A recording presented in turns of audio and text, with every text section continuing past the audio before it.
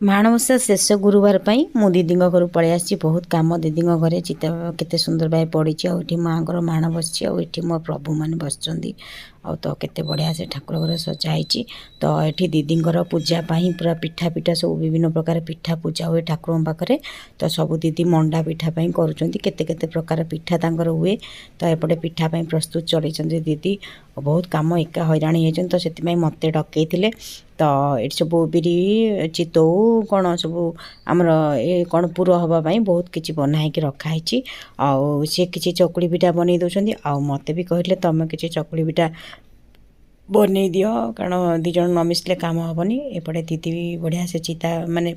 चितौ पिठा कर आउ किछिटा बाकी अच्छी मुझे चकुली पिठा बनैबी एमती दीज मिसिगले काम तो निहाती गुरुवार हम आ मोर एपटे पाड़ी पड़गला चकुली पिठार पाड़ी तो एमती कर सारापर आम पूजापूजी पूरा 4टा बाजिगला से दिन आ दीदी घर समस्ते पिठा